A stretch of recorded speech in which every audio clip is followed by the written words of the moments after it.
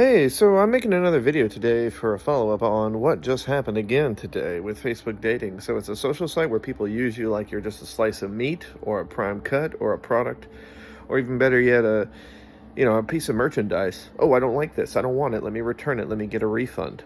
Oh, it doesn't taste right, or it's just not my thing, so I don't really want to buy it. Or, ooh, I didn't finish all this. Let me throw it away. That's how people treat other people, just like food products. And take a look at this.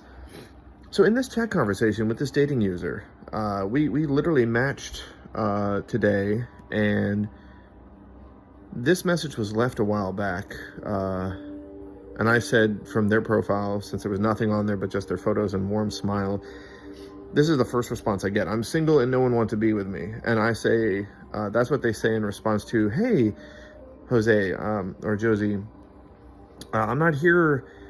I'm here another morning, nearly afternoon, closing, doing the same fairly well. Can you answer in your reply to what I just asked? No one does. Everyone here always just blocks and doesn't reply. Always a judging, blocking too quick. I state the fact that the dating site is mainly some place where people usually rarely ever try to find a connection, but that's what a dating site is for. So I'm not even being inappropriate here, very polite. And then I try to ask, like, you feel the vibes, I felt your pictures.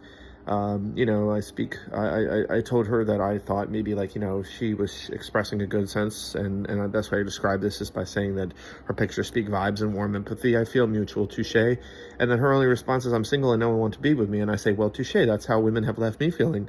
We are on a mutual, the same feel here. So what do you think to what I just said? And then bam, I get blocked. So it's not that people are bad, it's that many people just abuse good places and good things. And again, as I state for the record, I have a dog here who would love to have a partner. He was just like me. He was adopted. I was adopted as a kid, and I'm very grateful to be a rare person who was adopted. I speak out for all the kids in the world who are going to have to be raised without fathers. I saw an interesting thing about Project 2025. It's all about reinstitutionalizing and getting rid of food stamps so that single parents, including those of which many of them are single mothers, can now no longer afford food stamps. They're going to have to be forced to return to the normal complicit formats of what Project 25 is going to reinstitutionalize, which is a normal marriage. Yeah, right.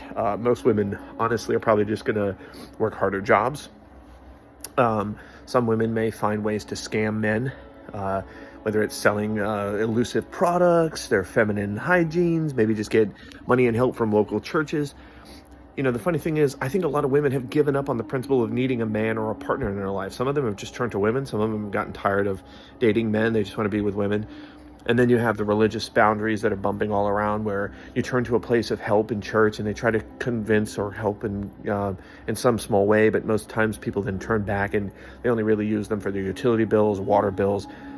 But then they forget the principle that something like Project 2025, whether it is something to become a reality or not, it's about the children. And Project 25 does talk about that too. They talk about the principles of reinstitutionalizing the conventional, normal principles of what values of what America should stand for and what our government should be all about, based on Republican values of restoring the power of the people and the vote. Here's my thing. I don't believe in Project 25. I believe that we humans and us poor, average, everyday Americans, us down here, and that of which is the 99%, we are destroying each other equally and fairly just the same. You think it's healthy that we have to see our children and our generations grow up seeing still consistent mass shootings, regardless of whose political party is in the presidency? We still deal with enough narcissism out there, where people who only care for themselves, who are self-centered, who don't know how to say something nice, with the old principle, you have nothing nice to say, don't say anything at all. That seems to go out the window. It's just about the principle of shameless disrespect, disregard, disdainfulness, and hate. And so much of what we spread about in our daily, everyday communities is too few bits of love, respect, compassion, empathy, and concern for our next fellow best man or woman or child, for that matter.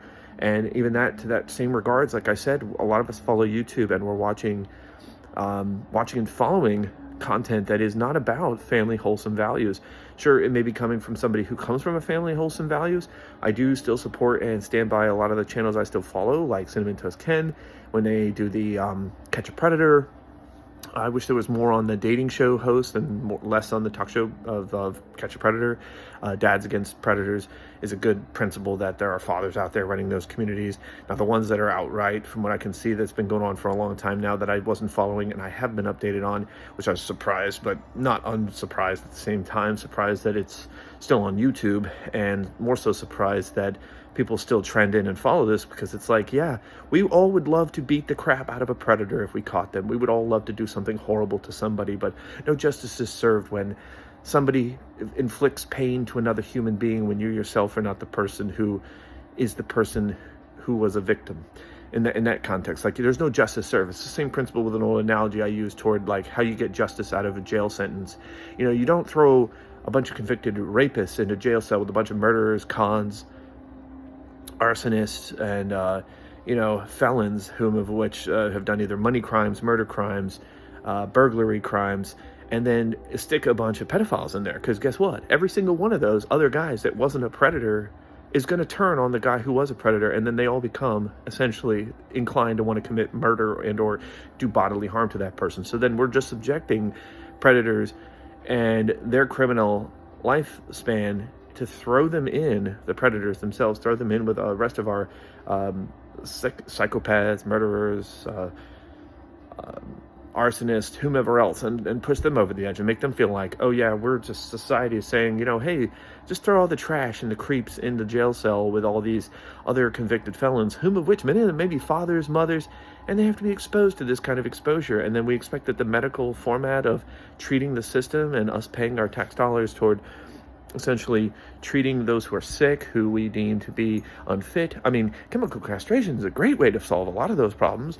There's also throwing rapists and those who are severely convicted creeps into a sex registry, and states actually enforcing the sex registry, and essentially not only that, but anybody who's caught for illicit, containing pornography or inappropriate behavior toward anybody who's under the age of 18 and is convicted should be treated with the same severity, especially based on the merits of each crime of what the victim has substantially suffered. And I think that's a fair rate. Not to say that, just because an older man may touch a younger child inappropriately, that the older man should then be aroused and, inappropriately touched or made to feel exactly what the kid should feel, because what good does that do?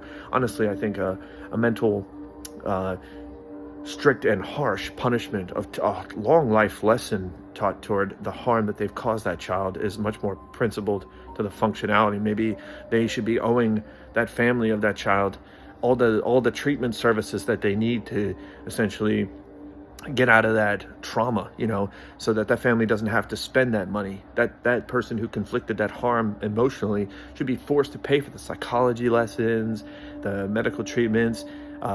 They should be made to face up and own up to it. And then, of course, steeper and harsher penalties be fallen on them as well, so that they can't just freely be allowed to ever get within range of a child, like restraining order and restrictions and, other principles there. And then, of course, back to what we have going on with mass murdering and shooting and killing and people doing these petty acts, like using their vehicles as weapons, using guns out on the streets, using guns out on their car road rage, throwing bottles out the car, getting nasty, getting up in somebody's face.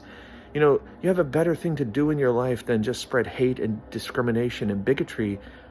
And even me, who's a proud Second Amendment supporter, who's a libertarian, not a liberal, correcting that again for those who may not even know the difference between the two, look it up. The principle is, even as a homeowner, I try to share my home, as I've made in my past videos, with people whom I trust, and I haven't always made the best choices. I've taken huge risks, not with any obviously convicted predators, but which I even had a guy here who had a freaking ankle monitor on him, and that was like 3 years ago. I took that guy in, and what did I get for it? I had a few of my pellet rifles stolen, and he ended up leaving because I threatened to call the cops after I found out that he took, without my permission, he took one of my power drills to take apart his furniture on the last few days that he was leaving, and I suspected he was going to steal it because I could hear it, and I knew that was my power drill because my power drill was missing. It's a basic DeWalt classic screw and undo the headpiece, and the bracket thing opens, or the little pincher holder brackets for the tool set open up. But here I am in a situation where I think, as a 34-year-old man, I've never had a real girlfriend in my life, and I haven't turned conflicted toward drugs, drug use, alcohol purchases over depression and hardship. I haven't turned to doing things a lot of other people have. And sure, I've had some dark moments in my past as a kid because I lost a lot of my loved ones when I was younger, but I think I'm doing remarkably well. I'm really blessed from the love of those who raised me up and brought me up back on the merits of what I was talking about when I said I was adopted. I at least had two parents. And a lot of these situations where a lot of kids are being raised with no parent other than one, or not enough parent structure, you wonder why kids are being raised with all this anxiety, depression, and stress, and they're being subjected to the current world that we live in right now, where the number one thing we're doing is doing this. This is all we do. We just look at a phone, and we follow videos, we follow TikToks, we follow people's clout, whatever they're building, to their mainstream, and we lose less of connectivity of what we have there and right in front of us at home and in family with what's going on, and we become less connected from learning from our elders and our parents and making moments with our families and our friends and making connections out there. So I am outright saying we need to step up and take it seriously in this country, and progressive tactics toward improving our future is going to be most imperative, because the top 1% don't care about any of the rest of us other than what they do for their own merits to clean their own cards and make it look like they're doing good for the rest of humanity. Even no matter how much money one may donate, it may be well known, doesn't change the fact that they're not physically doing what we can't ask them to do, because we can blame them all we want, but they're in a totally different class. And if you've ever seen the movie In Time with Justin Timberlake, where he happens to be living off of literally an hour a day, and then finds a way from some rich guy who just gives him his time, and then he gets into this new time zone and he learns the principle of even somebody who's lucky enough to have that can't really fit into this current class, and they're in danger, they're going to upset the balance, yada yada. And he's going on this whole spew of trying to fix the system ever since he learned about this one really rich man who had like over a century of life on him. And instead of just, it's the principle of what Justin Timberlake's character in this movie, what he does when he gets into that wealthy class time zone where everybody's over a decade or more or richer, and like I said, we on Earth, we only have our lifespan to live, and everybody seems to want to spend it in the misery of company or company loving misery. That is a better way to phrase this. Misery loves company. That's the way that phrase goes. And a lot of times you'll find somebody just like that match connection I found who's like, oh, I can't find anybody, nobody even wants me. And it's almost like they're baiting you to feel like, you as a good person want to respond to say something nice, but the best thing you can say is a mutual empathetic thing like what I did, and you still get blocked for it. So even showing empathy is a great way to crack through the truths of people, because eventually, if you push enough empathy in the world, eventually people who are unempathetic and heartless and cold and bitter, they can't keep living their lives looking back on it and the rest of their life wondering how they treated every last person who tried to be connective and intuitively involved with them. And I would love to be right now with a partner with kids, or to have kids of my own, or even adopt. So if that's the way it's going to be, I'm going to raise my kids to be better than half, if not most of all these, maybe even start my own, academic program to help improve what is going on in our youth, because America and the world needs brighter and better minds for the future, and we can't get by with it with the old, washed out, dirty, corrupt people who are just buying into our politics, buying into our schools, buying into our governments, buying into every fundamental foundation that we institutionalize and rely on, and expect that things are just going to get a whole lot better, because they're not.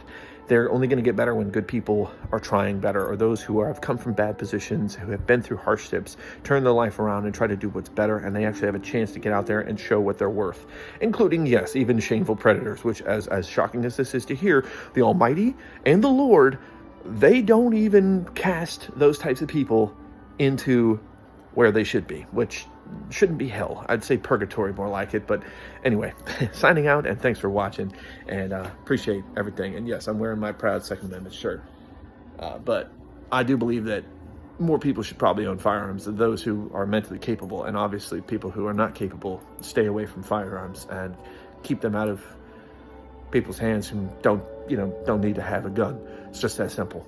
I've already had my experience with stupidity, and I've redeemed myself, and it's not because I was actually somebody to do something to hurt myself, but like I said, never done anything with drugs, violence, weapons, never done anything like that. I've been certainly wrongfully accused. The person I live with is a full-blown narcissist who is in full denial of this and used to drink a gallon of beer 4 times a week. Actually a little bit over a gallon, 1.2 gallons of Bud Light trash beer. I'm sorry, no offense to all those who are Bud Light drinkers. I may drink it on a rare occasion, but not Bud Light. I will touch maybe like a honestly, a Guinness. That's a little darker. Yingling, sure. Extra stout, but rarely. Anyway, thank you again for watching, and I certainly hope that we can take a time to really think about what we're doing for our future. Appreciate it. Thank you for watching. Bye-bye.